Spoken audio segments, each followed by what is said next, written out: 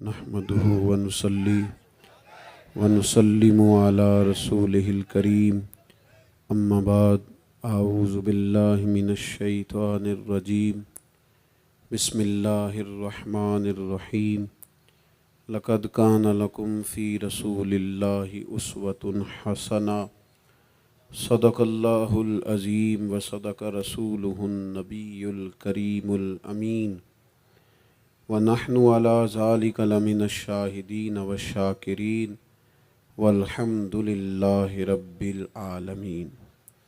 इन्नल्लाह व मलाइकतहु युसल्लूना अलन नबी या अय्युहल्लज़ीना आमनू सल्लू अलैहि व सल्लिमू तस्लीमा। अल्लाहुम्मा सल्लि अला सय्यिदिना व मौलाना मुहम्मदिन मअदिनिल जूदि वल करम व आलिही व सहबिही व बारिक वसल्लिम। मिल के पढ़िए अस्सलातु वस्सलामु अलैका या रसूल अल्लाह व अला आलिका व अस्हाबिका या हबीब अल्लाह। सारे हज़रात दुरूद शरीफ पढ़िए अस्सलातु वस्सलामु अलैका या नबी अल्लाह व अला आलिका व अस्हाबिका या हबीब अल्लाह। तमाम तारीफ़ें हम्द और सना अल्लाह ताला जल्ल जलालुहु के लिए। दुरूद व सलाम नबी अकरम नूर मुजस्सम शफ़ी मुअज़्ज़म आक़ाए कुल ख़त्म रसूल दानाए सुबुल अहमद मुज्तबा जनाब हज़रत मुहम्मद मुस्तफ़ा सल्लल्लाहु ताला अलैहि वसल्लम की ज़ाते वाला सिफ़ात के लिए हम्दो सलात के बाद इंतहाई इज़्ज़त व तकरीम के लायक बुज़ुर्गों, काबिल सद एहतराम दोस्तों, भाइयों, आज की ये ख़ूबसूरत पुरवकार महफ़िल मुबारका जो नबी अकरम नूर मुजस्सम सल्लल्लाहु ताला अलैहि वसल्लम की मुक़द्दस और नूरानी यादों में रची बसी, अल्लाह ताला उन दोस्तों को जिन्होंने इसका एहतमाम किया है बेहतरीन जज़ा अता फ़रमाए। और जो हज़रात मेरे समेत यहाँ हाज़िर हुए हैं, अल्लाह ताला हम सब की हाज़िरी को कबूलियत का शर्फ़ नसीब करे। इस महफ़िल मुबारका को अक़ायद की पुख्तगी, आमाल की दुरुस्तगी और हमारे गुनाहों की मुआफ़ी का सबब बनाए। इंसान जैसे ही अपनी ज़िंदगी में शऊर की आँख खोलता है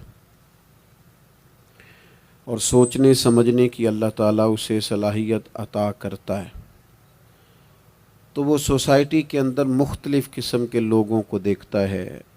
ऐसे लोगों को भी देखता है जो बड़े मशहूर होते हैं, ऐसे लोगों को भी देखता है जो बिल्कुल गैर मारूफ होते हैं, कोई उनको नहीं जानता।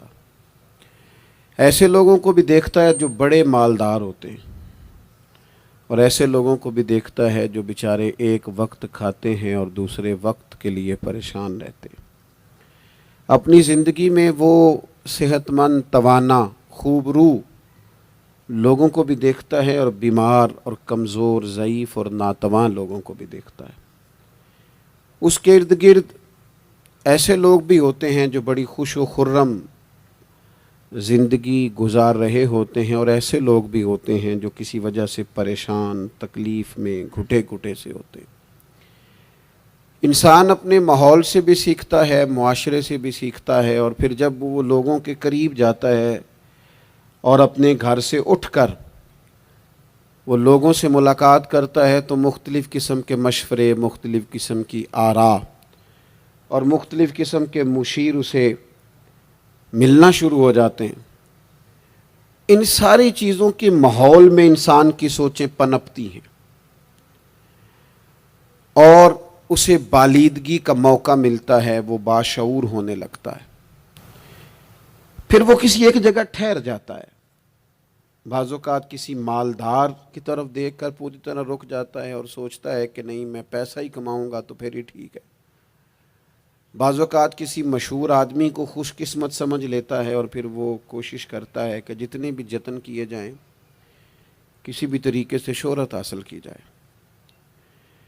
वो इस तरह करके हमारी मिल्लत के जवान भी, हमारे लोग भी, फिर मैंने ऐसे लोगों को भी देखा है जो अगरचे बहुत बड़े किसी इदारे से पढ़े हुए थे और मालदार थे और वज़ादार थे, और उन्होंने ये देखा कि पाकिस्तान में आकर, ये यहाँ पहुँच कर मुझे खिदमत का काम करना चाहिए, आए اچھی نیتوں کے ساتھ آئے ہوں گے، کوئی ان کے پیچھے نیک مقاصد ہی ہوں گے، لیکن جب انہوں نے پاکستانی سیاست کا ماحول دیکھا نا، تو پھر نہ ڈگریاں نہ تعلیم کچھ بھی نہیں، وہ جس طرح کا ماحول تھا اسی طرح کے بن گئے، روایتی ہو گئے، کسی نہ کسی کے پیچھے یوں ہی لوگ لگ جاتے ہیں اور طرز زندگی اختیار کرتے ہیں۔ ہمیں لگنا ہوتا ہے کسی نہ کسی کے پیچھے، ہم پیروی کرتے ہیں لوگوں کی، لوگوں کو دیکھتے ہیں، اس حساب سے ہم اپنے آپ کو مرتب کرتے ہیں۔ پھر میرے بھائیوں،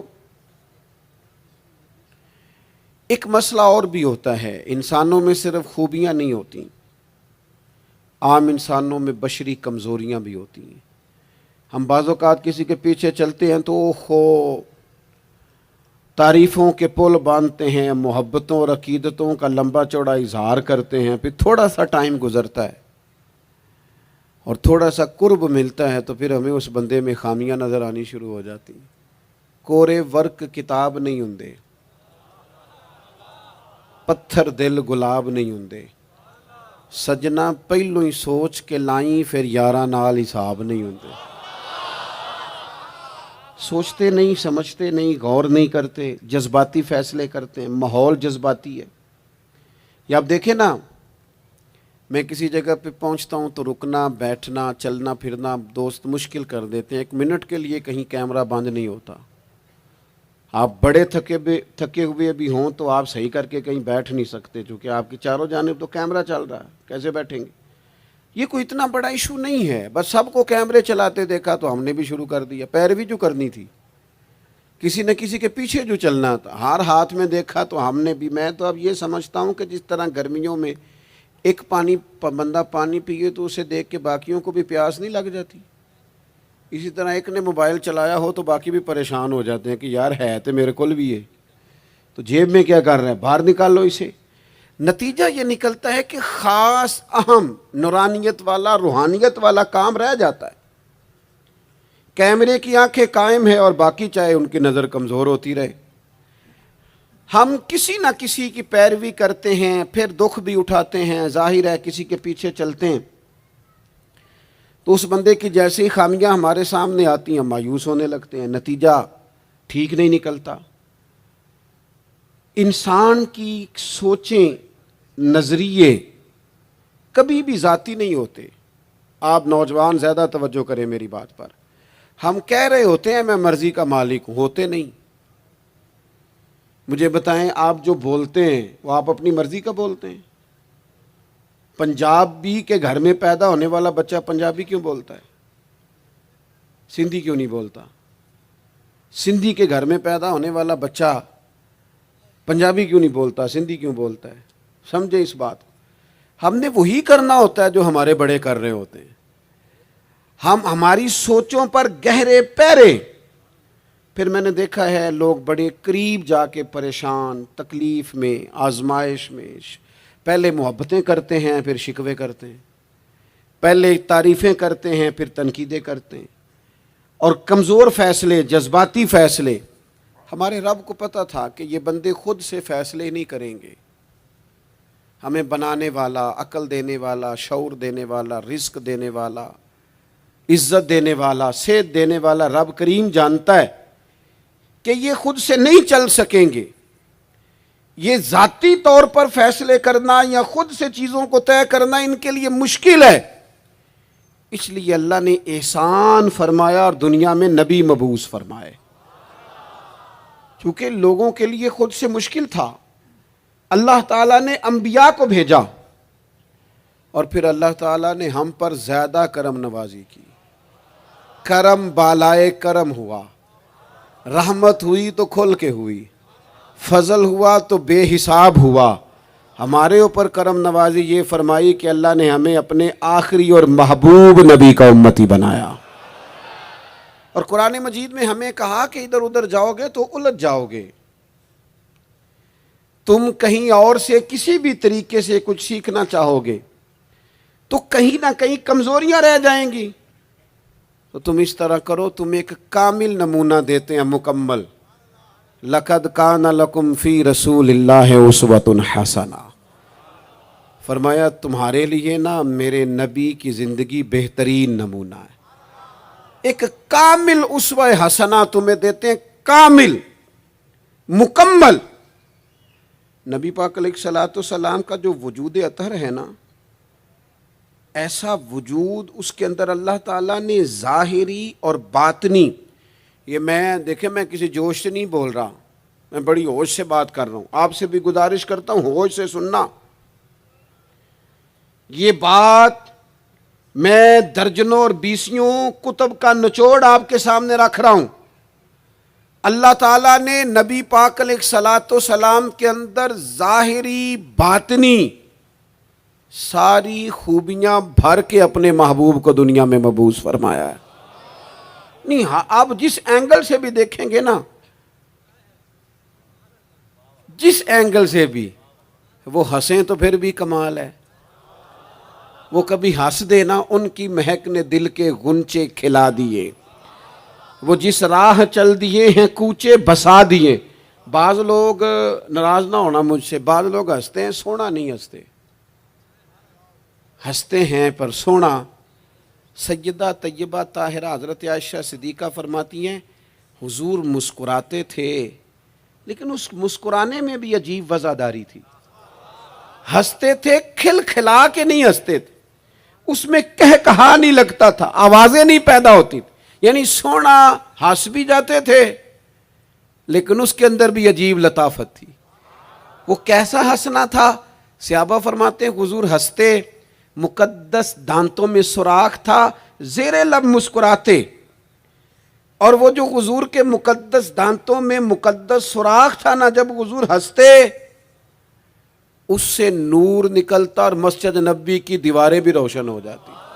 یعنی ایسا نہیں ہنسنا جس طرح کوئی میری طرح کا آدمی ہنستا ہے تو لوٹ پوٹ ہو جاتا ہے اور اس ہنسنے کے اندر کئی دفعہ وزاداری قائم نہیں رہتی، کئی دفعہ اس کے اندر وہ وقار قائم نہیں رہتا۔ حضور ہنستے تو تبسم کرتے، یعنی ہنس بھی رہے ہیں تو ہنسنا بھی بڑا ہی باکمال ہے۔ اور میرے اعلیٰ حضرت تو کہتے ہیں بس وہ ہنس پڑتے تھے، پھر جو عمر بھر کے رو رہے ہوتے تھے نا، وہ حضور کا ہنسنا دیکھ کے ہی ہنس پڑتے تھے۔ گویا نا جہاں جہاں خزاں ہوتی تھی بہار آ جاتی تھی، جہاں جہاں دکھ ہوتے تھے سکھ آ جاتے تھے، جہاں جہاں بھی کوئی کمزوری ہوتی تھی، خدا کہتے ہیں جس کی تسکین سے روتے ہوئے ہنس پڑے، اس تبسم کی عادت پہ لاکھوں سلام۔ ایک تو ان کا ہنسنا بڑا باکمال تھا، اور پھر یہ تھا کہ ان کا رونا بھی بڑا باکمال تھا، بڑا باکمال۔ یعنی وہ کبھی رو پڑے اور کبھی کریم کی آنکھوں میں آنسو آ جائیں، اور کبھی ان کے چہرے پر افسردگی آ جائے تو یوں لگتا تھا کہ پھولوں نے کھلنا چھوڑ دیا ہے، کلیاں اپنی جگہ سے ہٹ گئی ہیں، سمندر نے کہا نہیں اب شور نہیں کرنا، یوں لگتا تھا کہ تتلیاں اپنی جگہوں پہ بیٹھ گئیں۔ جب وہ کبھی روتے تھے تو یوں محسوس ہوتا تھا کہ جیسے چاند کہتا ہے کہ نہیں اب میں نے نہیں کھل کے چمکنا، محبوب تو رو پڑے۔ اور کبھی کریم روئے، آنکھوں میں آنسو آئے، تو ان کے رونے میں حسن اتنا تھا، کمال اتنا تھا کہ جبریل امین آئے اور آ کے عرض گزار ہوئے، یا رسول اللہ سارے بھید جاننے والا رب پوچھتا ہے کریم سے پوچھو نا، محبوب سے پوچھو نا روئے کیوں ہیں؟ یہ رو پڑے ہیں، کیوں روئے ہیں؟ سارے بھید جاننے والے مالک کیوں روئے؟ تو محبوب فرمانے لگے جبریل، امت کا قیامت کا حساب، قیامت کی گرمی، اللہ تعالیٰ کا کرسی عدالت میں اپنی شان کے لائق جلوہ فروز ہونا، امت کی کمزوریاں، سستیاں، غفلتیں، ان کو یاد کر کے رو پڑا ہوں، غم امت نے نڈھال کر دیا ہے۔ حضرت جبریل بارگاہ ایزوی سے پیغام لائے، محبوب کریم صلی اللہ تعالی علیہ وآلہ وسلم نے، حضور روئے۔ تو جب جبریل امین یہ پیغام لے کے لوٹتے ہیں تو رب کریم نے کیا فرمایا؟ آپ کی توجہ ہے میری بات پر؟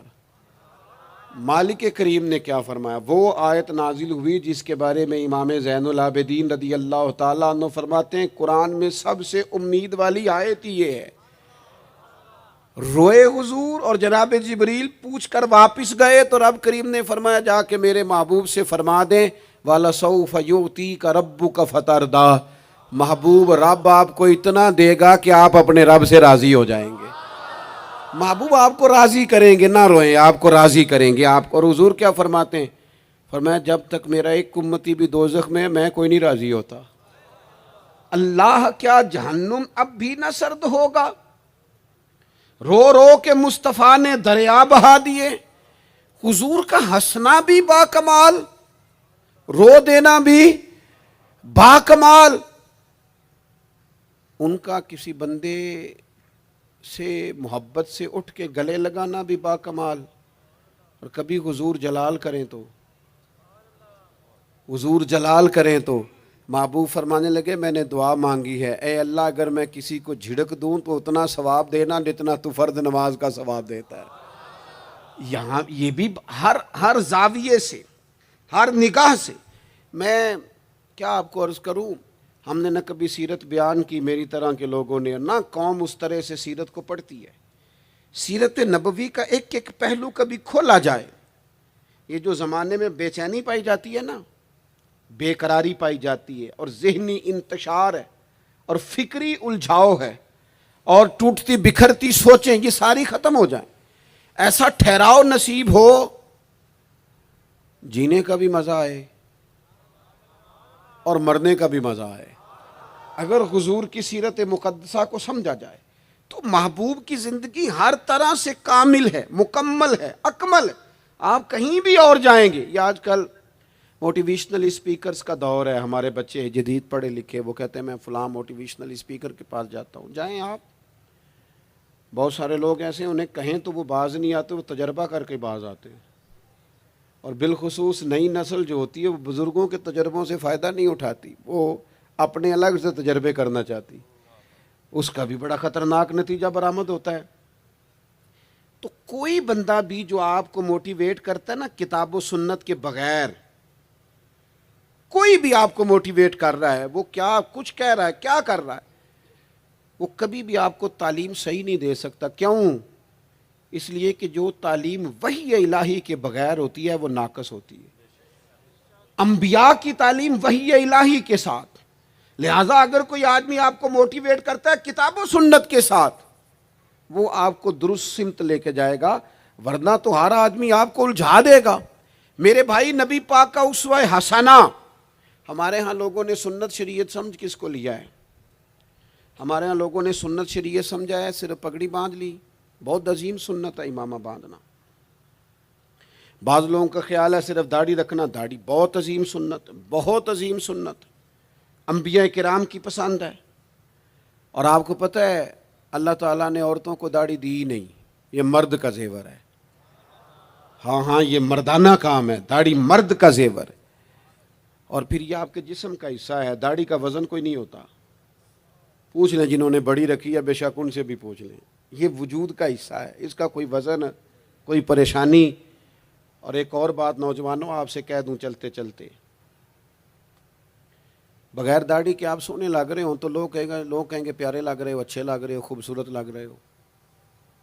اور داڑھی کے ساتھ اگر کسی کو پیارے لگو نا تو جو تعریف کرے گا وہ تو تعریف ہی بڑی روحانی قسم کی ہے، وجدانی۔ یعنی آپ داڑھی کے ساتھ اچھے لگیں تو لوگ کہتے ہیں کتنا نورانی چہرہ ہے۔ اب دیکھو اس تعریف کے پیچھے جو جملوں کی ترتیب ہے اس میں حسن کتنا، داڑھی، امامہ، سفید لباس، اور پھر یہ کہ مسواک کرنا بڑی اعلیٰ سنتیں ہیں، میٹھا کھانا بڑی اعلیٰ سنت۔ لیکن یہی 4-5 سنتیں نہیں میرے بھائی حضور کی، یہ بہت بڑا مسئلہ ہے۔ بعض لوگ سمجھ فلاں جی سنت شریعت پہ عمل کرتا ہے، کیا کرتا ہے کہ داڑھی پگڑی والا ہے، وہ خدا کے بندے یہ عظیم سنت ہے، کون اس کا انکار کر رہا ہے؟ لیکن نبی پاک کا تو اسوہ حسنہ ہے، اس کے پیچھے تو پوری زندگی ہے۔ ادھر دیکھو میرے، اچھا پھر ایک اور بات، بعض لوگ سمجھتے ہیں میٹھا بولنا صرف سنت ہے اور اخلاق کی علامت ہے، صرف میٹھا بولنا۔ آپ نے ناراض نہیں ہونا، میٹھا تو بعض بندے اپنے مطلب کے لیے بھی بولتے ہیں، وہ کام نکلوانے کے لیے بڑا میٹھا میٹھا بول رہے ہوتے ہیں۔ اور سنو میرے بھائی، صرف میٹھا بولنا ہی سنت نہیں، ہمیشہ سچ بولنا سنت ہے۔ ہمیشہ صحیح بات کرنا، دیانتدار رہنا۔ تو سمجھتا ہے 4 5 6 8 چیزیں ہی سنت ہیں؟ او خدا کے بندے، نبی پاک کی جو ادا سب سے پہلے دنیا کے سامنے آئی، اور حضور کی جس ادا سے، سنت سے لوگوں کو سب سے پہلے واقفیت ہوئی، شور نہیں پڑ جاتا کسی چیز کا دنیا میں، معاشرے میں، فلاں بندہ یہ کرتا ہے، فلاں ایک بندے کا ایک چیز تعارف بن جاتی ہے۔ تعارف، کوئی چیز لوگوں کے وجود کے ساتھ، نام کے ساتھ سابقہ لاحقہ بن جاتی ہے۔ جو چیز سب سے پہلے جس سے لوگوں نے میرے نبی پاک کا تعارف کیا اور لیا، ادھر دیکھو نوجوانوں میری طرف، جس چیز سے سب سے پہلے حضور کی جس ادا سے لوگ واقف ہوئے تھے، وہ تو صادق اور امین ہونا ہے۔ سب سے پہلے لوگ واقف ہوئے تھے کہ ہمیشہ سچ بولتے ہیں، ہمیشہ سچ۔ ملت کا جوان تو لوگوں کو ہنسانے کے لیے جھوٹ بولتا ہے، کوئی فائدہ نہیں، کوئی فائدہ نہیں۔ جھوٹ بولنے کے لیے ڈینگے مارتے ہیں، بڑکے مارتے ہیں، میں یہ ہوتا ہوں، میں وہ ہوتا ہوں۔ جھوٹ بولتے ہو، کیوں زیادتیاں کرتے ہو اپنے ساتھ؟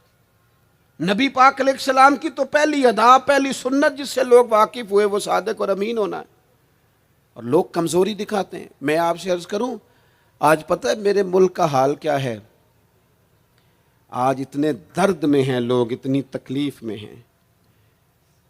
امیر لوگ تو پیٹرول پہ بحث کرتے ہیں، پیٹرول پہ زیادہ تر وہ لوگ بحث کرتے ہیں جن کی گاڑیاں بڑی ہوتی ہیں۔ غریب پیٹرول پہ بحث نہیں کرتا، وہ تو کہتا ہے کرایہ 10 روپے بڑھ گیا بس کا، کیونکہ اس کو تو بس میں آنا جانا ہے، پیٹرول سے تو اس کا لینا دینا نہیں۔ یہ تو امیروں کی باتیں، تگڑے لوگوں کی باتیں۔ یہ سارا عالم، اس ملک کا سب سے بڑا مسئلہ نہ قانون کا ہے، نہ معیشت معاشرت کا ہے، اس ملک کا سب سے بڑا مسئلہ دیانتداری کا ہے۔ یہاں اگر دیانتداری ہو جائے، سچ بولنے والا، بات کرنے والا سچ بولے۔ اذان سن لیں جی پہلے۔ مجھے آپ بتائیں، پولیس والوں کے بارے میں آپ کی رائے کیا ہے؟ ڈاکٹروں کے بارے میں رائے کیا ہے؟ چلیں بتائیں، وابڈا والوں کے بارے میں رائے کیا ہے؟ چلیں آپ اپنی بھی ایک آدھ، مولویوں پیروں کے بارے میں رائے کیا ہے؟ بس یہی حال کیا گیا، الا ماشاءاللہ، بد اعتماد کر دیا گیا۔ ایسا نہیں ہے کہ صرف کسی ایک گروہ، ایک طبقے کے بارے میں بددیانتی کو فروغ دیا گیا، جھوٹ کو۔ آج بھی کسی بھی شخص کو آپ لے لیں، اس کے بارے میں سچائی سے زیادہ جھوٹی خبریں زیادہ پھیلائی جاتی ہیں۔ افواہوں کا دور۔ اپنی زندگی میں جوانوں سچ بولو، دیانتداری کا مظاہرہ کرو۔ اس ملت کا جوان کیسے ترقی کرے گا جس کی ماں کہتی ہے کہ پتر تو سچ ہی نہیں بولتا، تو جاتا کہیں ہے بتاتا کہیں ہے، تو بات ہی ٹھیک نہیں کرتا۔ کیسے بات سنو؟ نبی پاک صلی اللہ تعالی علیہ وسلم نے جب مختلف جگہوں پہ تبلیغ دین کے پیغامات بھیجے تو ہرقل بادشاہ کو بھی حضور نے پیغام دیا۔ بڑا سیانہ آدمی تھا، سمجھدار تھا، معاملہ فہم تھا۔ اس نے کہا میں کوئی جذباتی فیصلہ نہیں کرتا، کچھ چیزوں کے حضور کے بارے میں کچھ چیزوں کے سوالات میرے ذہن میں ہیں۔ اس نے کہا یار یہاں کوئی آیا ہوا ہو نا، مکے کا سردار، لوگ تجارت کے لیے آتے ہیں، کوئی سمجھدار سیانہ سردار وزادار آدمی تو لے کے آؤ۔ ابو سفیان ابھی مسلمان نہیں ہوئے تھے، وہاں گئے ہوئے تھے، اور آپ کو پتہ ہے کہ وہ ہر جنگ میں آگے تھے کلمہ پڑھنے سے پہلے۔ ان کو بلا کے لوگوں کو پتہ چلا یہ آئے ہوئے ہیں، تو لے جا کے بادشاہ کے سامنے کھڑا کر دیا۔ ابو سفیان کہتے ہیں جب اس نے سوال جواب شروع کیے تو ظاہر ہے میں مخالف گروہ میں تھا۔ جب کوئی مخالف گروہ میں ہوتا ہے اس نے تعریف تو نہیں کرنی ہوتی۔ وہ صرف ہمارے ملک میں رواج ہے کہ لوگ جو پارٹی چھوڑ کے آ رہے ہوتے ہیں اس کی بھی تعریفیں کر رہے ہوتے ہیں، اور جدھر جا رہے ہوتے ہیں پھر اس کی بھی۔ اللہ جانے کیسے اپنے دل کو سمجھاتے ہیں، ضمیر کو مطمئن کرتے ہیں، اللہ ماشاءاللہ۔ ابو سفیان کہتے ہیں میں چونکہ دوسرے گروہ میں تھا تو بادشاہ نے جو بات بھی پوچھی میں نے رائے مخالف دی۔ جو بھی پوچھا کہ وہ محبوب علیہ السلام جو دعوی نبوت کرتے ہیں، ان کا کلمہ پڑھنے والے امیر ہیں، غریب ہیں، بات کیا ہے، جنگیں ہوئی ہیں، تو نتیجہ ایک طویل گفتگو ہے۔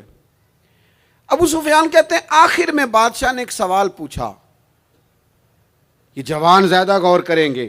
سوال پوچھا، ابو سفیان کہتے ہیں مجھ سے کہنے لگا وہ جس کریم محبوب علیہ السلام نے دعوی نبوت کیا ہے، کیا کبھی انہوں نے جھوٹ بھی بولا ہے؟ ابو سفیان کہتے ہیں میں چپ کر گیا، ایک منٹ کے لیے میرے دل میں خیال آیا معاذ اللہ کہہ دوں بولا ہے، پھر میں نے سوچا یہ تو عرب کی وفاداری کے خلاف ہے کہ میں جھوٹ بولوں، اور پھر ابو سفیان کہتے ہیں میرے دل کے کونے سے آواز آئی میں کوئی اور بات کروں گا تو شاید کوئی تھوڑی دیر کے لیے سوچے، اور اللہ کے رسول نے جھوٹ بولا یہ تو مانے گا ہی کوئی نہیں، یہ تو مخالف نہیں مانیں گے، کافر مشرک نہیں مانیں گے۔ بادشاہ کہنے لگا سوچتے کیا ہو، بتاؤ کیا کبھی انہوں نے جھوٹ بولا ہے؟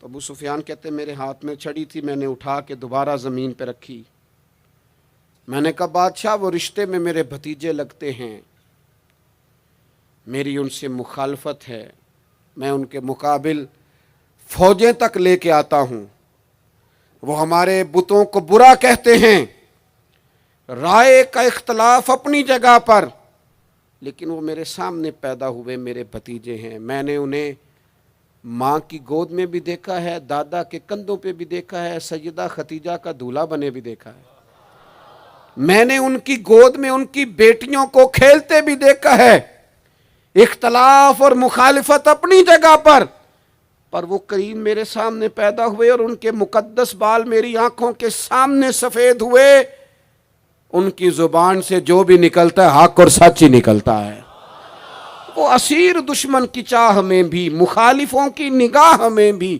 وہ امی ہے، صادق ہے، معتبر ہے، میرا پیغمبر عظیم تر ہے، کبھی زبان سے جھوٹ نہیں نکلا۔ اللہ آپ کو جزا دے۔ سنیں جی، کچھ خطیب بغیر نعروں کے بھی تقریر کر لیتے ہیں یار، اونچی سبحان اللہ کے بغیر بھی کام چل جائے گا انشاءاللہ، آپ خالی سنتے جائیں نہ بھی سبحان اللہ کہیں پھر بھی گزارا، اثر کرے نہ کرے سن تو لے میری فریاد، اور نہیں ہے داد کا طالب یہ بندہ آزاد۔ میرے عزیز نبی پاک علیہ الصلوۃ والسلام نے سچ بولا، ابو سفیان کہتے ہیں ان کی زبان سے سوائے حق سچ کے کبھی کچھ نکلا، کریں نا تھوڑی پابندی ہم بھی سچ کی، کریں نا۔ اچھا ہم بولتے ہیں سچ، بہت سارے لوگ سچ بولتے ہیں، لیکن وہ دوسروں کے بارے میں بولتے ہیں، اپنے بارے میں نہیں بولتے۔ اس نے اتنا جھوٹ بولا، اس نے اتنی کرپشن کی، فلانے نے یہ کرے، دوسروں کے بارے میں بول رہا ہے، اپنے بارے میں سچ بول، اپنے بارے میں تو بتا تو نے کیا کیا ہے، نہ ادھر ادھر کی تو بات کر، بتا کہ قافلہ کیوں لٹا، مجھے راہزنوں سے غرض نہیں تیری راہبری کا سوال ہے، تو کہاں تھا، اپنی بات بتا۔ ابو سفیان کہتے ہیں جب میں نے بادشاہ کو یہ بات بتائی نا تو اس نے چادر کندھے پہ رکھی اور وہ جانے لگا، تو میں نے کہا یار تو نے اتنی باتیں پوچھی، میں نے اتنے جواب دیے، کوئی نتیجہ بات کا کوئی رزلٹ بھی نکلتا ہے نا، کوئی اینڈ بھی ہوتا ہے، کوئی نتیجہ بتا۔ تو کہتے ہیں بڑے تحمل سے بردباری سے بادشاہ ہنس پڑا، ہنس کے کہنے لگا نتیجہ تو نکلا ہے۔ کہا کیا نتیجہ نکلا؟ تو کہنے لگا یار جس بندے نے کبھی بندوں سے جھوٹ نہیں بولا وہ یہ والا جھوٹ کیوں بولے گا کہ میں اللہ کا رسول بن کے آیا ہوں؟ جو بولتے ہی سچ ہیں تو پھر گویا وہ کہہ رہا تھا مان لو کہ یہ بھی وہ سچ ہی بولتے ہیں کہ میں اللہ کا رسول بن کے آیا ہوں۔ ایک تو حضور کی اس اہم ادا کو اپناؤ۔ آپ کو پتہ ہے کسی باپ نے کسی مجبوری سے کبھی کہا ہوگا اپنے بیٹے کو چلے 2 منٹ کے لیے مان لیتے ہیں، کوئی مجبوری ہوگی، اس نے چلے فرض کیا کسی مجبوری کے تحت اس نے کہا تھا اپنے بیٹے کو کہ باہر جو بندہ آیا اسے کہہ دو کہ میں گھر میں نہیں، چلے مان لیا 2 منٹ کے لیے تیری مجبوری تھی، لیکن میں ذمہ داری سے کہتا ہوں تو نے ایک دفعہ اپنے پتر سے کہا تھا نا جھوٹ بول دے میں گھر نہیں، پھر تو ساری زندگی منت کرے گا وہ تیرے ساتھ بھی سچ نہیں بولے گا۔ اتنی بڑی بیماری ہے، یہ گھر توڑتی ہے، گھر، یہ قبیلے توڑتی ہے، رشتوں کو کمزور۔ کیوں جھوٹ بولتے ہو رشتہ کرتے وقت کہ بچہ یہ کماتا ہے یہ کماتا ہے، کیوں جھوٹ بولتے ہو؟ صاف ستھری 2 ٹوک بات کرو۔ اتنا بڑا رشتہ میاں بیوی کا جو اللہ کی نشانیوں میں سے نشانیاں جھوٹ پر قائم کرتے ہو۔ بیٹی کے والدین بھی اللہ ماشاءاللہ جھوٹ بولتے ہیں، یہ دے دیں گے یہ دے دیں گے، بعد میں کہتے ہیں لڑکے والے لالچ کرتے ہیں، آپ نے پہلے لالچ خود پیدا کیا، کیوں کہانیاں سنائی؟ اتنا اہم رشتہ جس کی بنیاد پر سارا گھر چلنا تھا، وہ رشتہ ہی بد اعتمادی پر قائم ہے۔ جب ایک دوسرے پر اعتماد ہی نہیں ہے تو سکون کیسے آئے گا؟ اپنی زندگی میں سچ لاؤ. دولت لانے سے زیادہ ضروری سچ لانا ہے. گھر میں مہنگی چیزیں لانے سے بہتر ہے اپنے گھر میں سچ لے آؤ, دیانتداری لے آؤ. گھر بھی بچ جائے گا, قبیلہ بھی بچ جائے گا. ذمہ داری سے کہتا ہوں, سچ بولو, دیانتدار ہو جاؤ, ملک بھی بچ جائے گا. اس امت کا بھلائی اس کام میں ہے. یہ حضور کا اسوہ حسنہ ہے. اور تیسری بات, نبی پاک کی سنت صرف مسواک لے کے دان صاف کرنا ہی نہیں, دل صاف رکھنا بھی میرے نبی کی سنت ہے. دل صاف رکھنا بھی حضور کا طریقہ. دل بڑے بوجھ ہوتے ہیں ہمارے دلوں پر, مفت کی ناراضگی, کوئی لینا دینا نہیں. وہ جی فلانے بندے نے نا جی اپنی بچی کی شادی کی ہے, بچے کی شادی کی ہے, رشتہ دار نے مجھے پوچھا نہیں. بھئی آپ کو کیوں پوچھتے, آپ کیا ہیں؟ ان کا گھر تھا. آپ بلا وجہ آپ ناراض ہو کے اپنے گھر میں کیوں پوچھتے؟ آپ کو کس کتاب میں لکھا ہے, کس شریعت میں لکھا ہے, کہاں قانون ہے آپ سے پوچھا جائے؟ وہ فلانے بندے نے میرے بارے میں بات کی ہوگی. اور یار تو اتنا اہم نہیں ہے ساری دنیا تیرے خلاف باتیں کرے, تو مفت میں ٹینشن لے گیا ہے. وہ جو دو بندے دور کھڑے ہیں وہ کوئی اور بات کر رہے ہیں, تیری نہیں کر رہے. مفت میں اپنے دلوں میں بوجھ, مفت میں بدگمانیاں. اور جی فلانا بندہ امیر ہو گیا, کیسے ہو گیا؟ یہ تیری ڈیوٹی ہے, تیری ذمہ داری ہے. میرے اعلیٰ حضرت فاضل بریلوی رحمۃ اللہ لکھا ہے, حسد کرنے والا بندے پر اعتراض نہیں کرتا, حسد کرنے والا اللہ تعالیٰ کی تقسیم پر اعتراض کرتا ہے. معاذ اللہ ثم معاذ اللہ.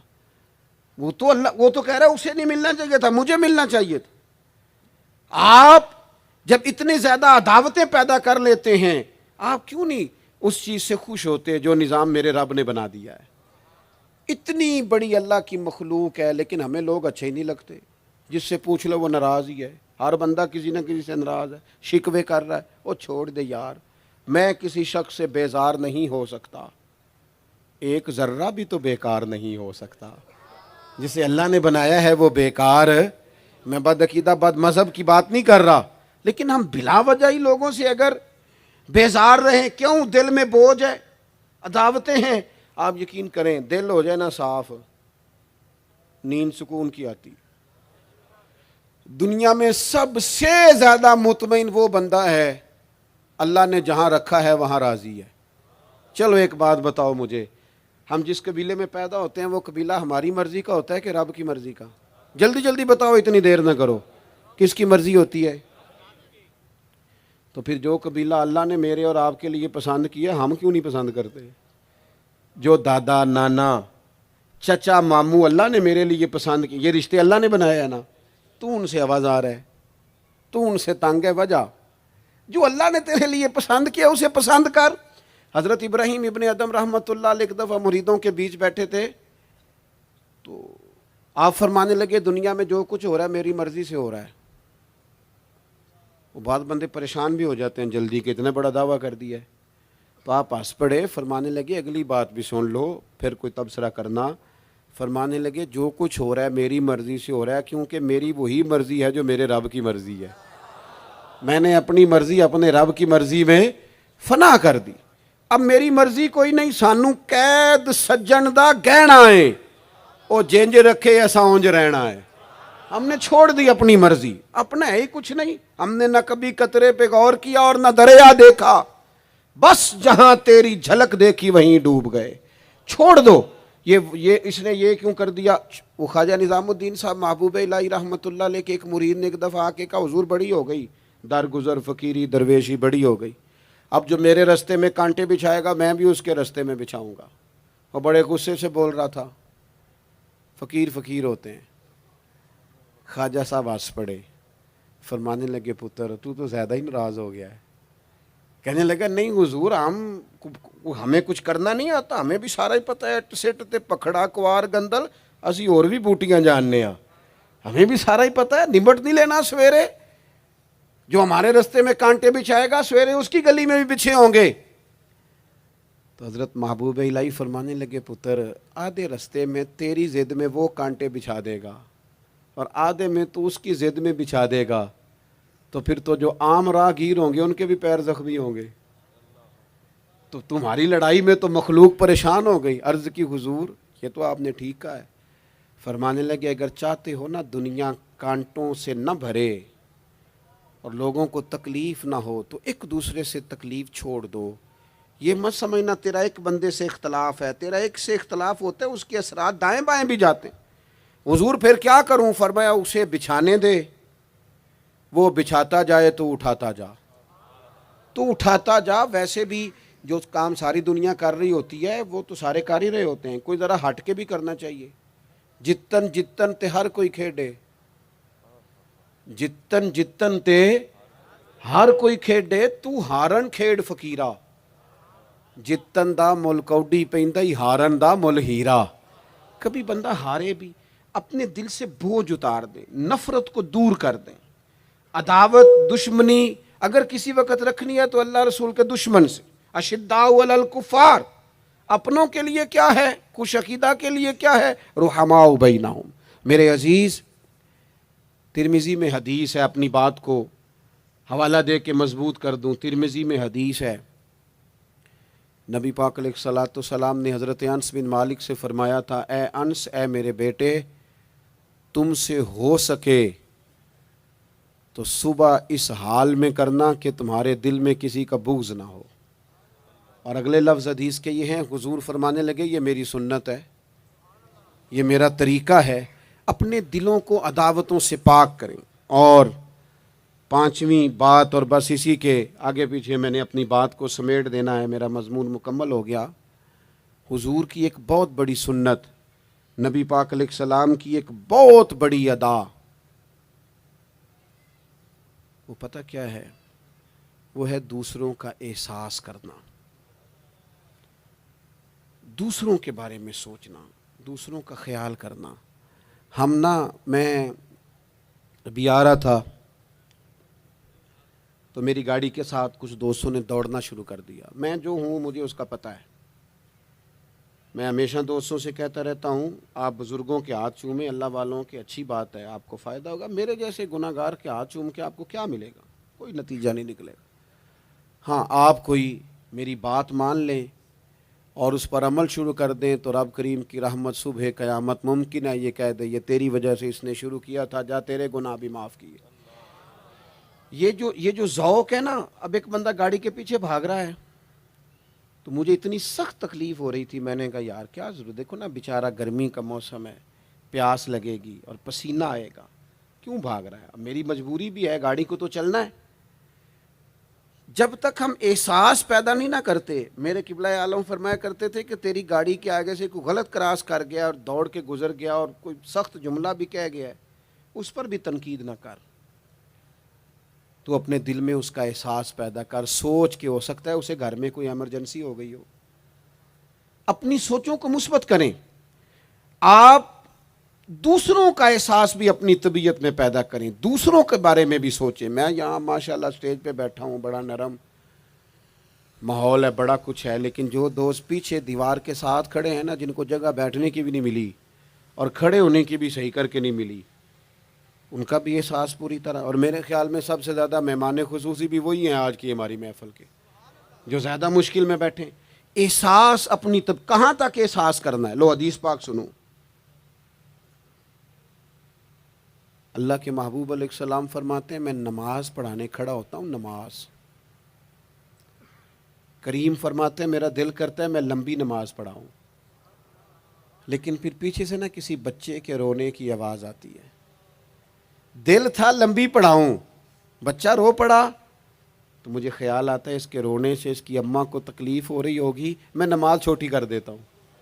اللہ کی نماز مختصر کر دی احساس کے طور پر. حضور اس امام مسجد سے سخت ناراض ہو گئے تھے، صحیح حدیث میں موجود ہے، جس کے مقتدیوں نے آ کے شکایت کی تھی کہ یا رسول اللہ بہت لمبی نماز پڑھاتا ہے. یہاں تو لوگ احساس ہی نہیں کرتے میرے بھائی، یہاں تو احساس ہی نہیں کرتے. یہاں تو میں آیا ہوں نا رات کے 1 بجے محفل میں، تو میری طرح کے لوگ تہاڈا ذوق ہی نہیں، تسی سبحان اللہ ہی نہیں آندے، تسی ہاتھ ہی نہیں کھڑے کر دے. او بھائی تو نہیں آیا ہے، تو ٹر جانا ہے اپنا سارا سمیٹ کے پیسے گنا کے. اتنے بیچارے مغرب دے بیٹھے نے، ان کا ذوق تو اپنا ذوق بھی بیان کرنا، آنا تو بھی اسی وقت محفل میں جب سارے آئے ہیں. تے نالے تو تے گل کر کے آیا میں انہیں ہزار لینا ہے، تے مفت آئے نے سارے بیچارے، اس لیے ہو سکتا ہے ان کا عشق تجھ سے زیادہ ہو. کروں مدح اہل دول رضا اور پڑے اس بلا میں میری بلا، میں گدا ہوں اپنے کریم کا، یہ میرا دین ہے، کوئی پارا نہ نہیں۔ اس لیے میرے عزیز احساس دوسروں کا پیدا کریں اپنی طبیعت میں۔ ہم نا احساس نہیں کرتے، خدا را احساس کرو۔ ٹھیک ہے پریشانیاں ہیں، لیکن میں جوان سے کہوں گا تو نوجوان ہے، باہر تجھے ٹینشنیں ہیں، کاروبار کی مسائل ہیں، پریشانیاں ہیں، لیکن اللہ نے تجھے جوان کیا ہے نا، حوصلہ دیا ہے نا، تو باہر کی ٹینشنیں باہر چھوڑ کے آیا کر۔ گھر تیرے ابا جی انتظار کر رہے ہیں، ان کے پاس بیٹھ، ان کا دکھ سن، حوصلہ بڑا کر۔ پھر گھر کے اندر تیری اماں بیٹھی ہے، اس نے تیرے سے بات کرنی ہے، کئی باتیں سنانی ہے۔ تیرا بیٹا ہے وہ دوڑ کے آیا، ابا ابا کہتے، اور تو کہتا لے جا میری طبیعت نہیں ٹھیک۔ دنیا میں سب سے مصروف وقت رسول کریم نے گزارا ہے، لیکن حضور تو غلاموں کی بات بھی سنتے، حضور تو گھر والوں کو وقت بھی دیتے۔ سیدہ عائشہ صدیقہ فرماتی ہیں جب تک گھر میں رہتے گھر کا کوئی کام ہی کرتے رہتے، اور حضور تو نواسوں کو ٹائم دیتے، نماز کے وقت بھی ساتھ لے جاتے۔ کیوں ہم اپنے آپ سے دوسروں کا احساس نکال بیٹھیں؟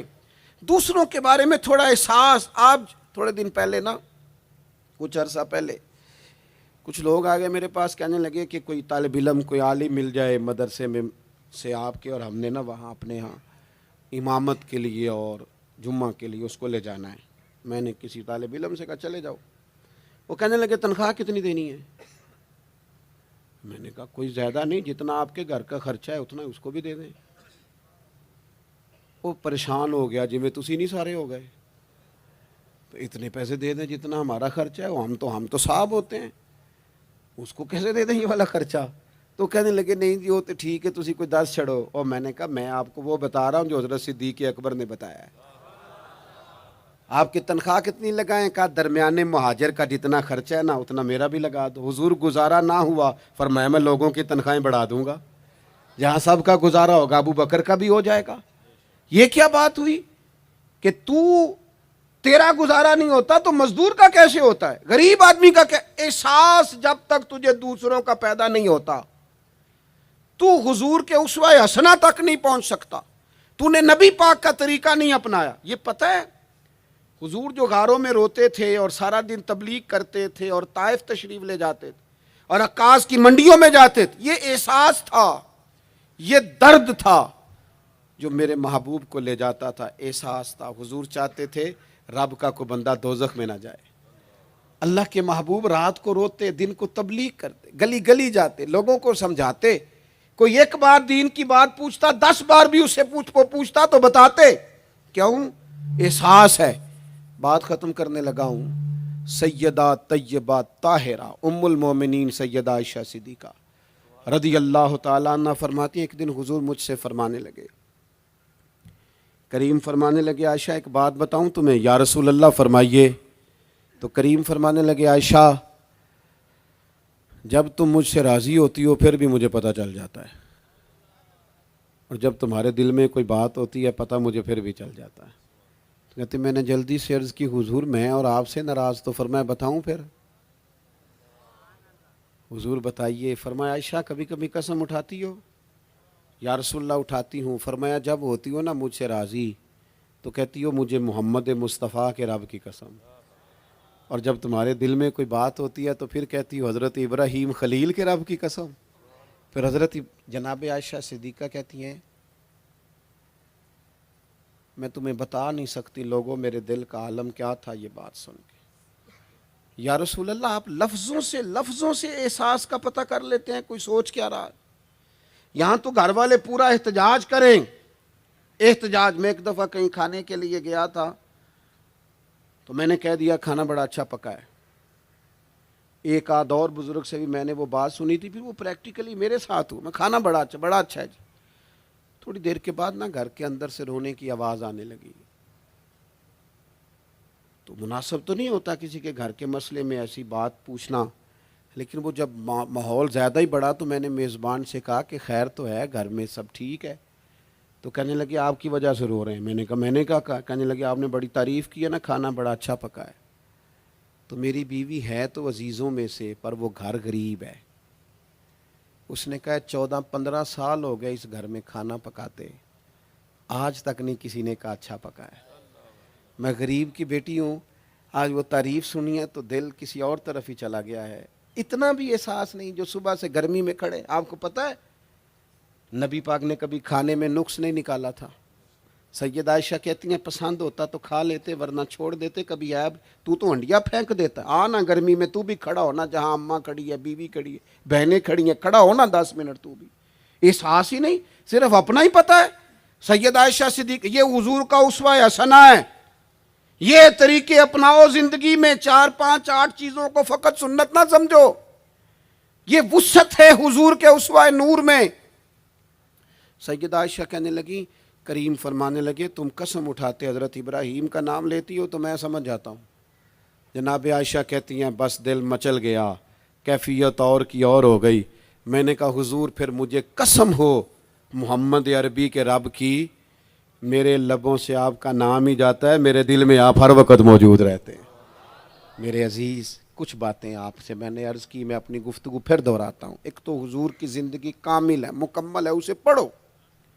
جس زاویے سے ہنسنا بھی با کمال ہے، رونا بھی بڑا قیمتی ہے، جس زاویے سے پڑھو گے کمال ہی کمال۔ اور پھر حضور کا اسوہ حسنہ پوری زندگی پہ لاگو کرو۔ ایک تو سچ بولیں، بددیانتی کبھی نہ کریں، جھوٹ کبھی نہ بولیں، اور اپنے دلوں سے سارے حسد، بغض، عداوتیں، دل دریا سمندروں ڈونگے، کون دلاں دیاں جانے، 14 طبق میرے دلے دے اندر، میں تمبو وانگوں تانے، دل میں گنجائش پیدا کریں۔ اور آخری بات آپ سے یہ عرض کی ہے، دوسروں کا احساس پیدا کریں، دوسروں کے لیے۔ ہم اس دین کے ماننے والے ہیں جس میں سے آبا زخمی حالت میں میدان میں زخموں سے چور بھی پڑے ہونا تو پھر بھی کہتے ہیں پانی میرے بھائی کو پلا دو۔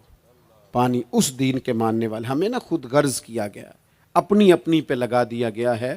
بانٹنا شروع کرو گے نا، بانٹنا، اس میں صفائی بھی ہے، برکت بھی ہے، اور جو بانٹتے ہیں ان کے خزانے خالی نہیں ہوتے، انہیں اللہ تعالیٰ بھی فرماتا ہے۔ پھر ایک دفعہ دعا کرتا ہوں اللہ تعالیٰ احباب کی کوشش کو اپنی بارگاہ میں قبول فرمائے۔ حضرت قبلہ پیر صاحب دامت برکاتہم العالیہ آستانہ عالیہ سالکاباد شریف سے آپ تشریف لائے، آپ نے صدارت بھی فرمائی اور ہم سب کے لیے دعا بھی فرمائیں گے۔ اللہ تبارک و تعالیٰ اس بزم نور کو قبولیت کا درجہ عطا فرمائے۔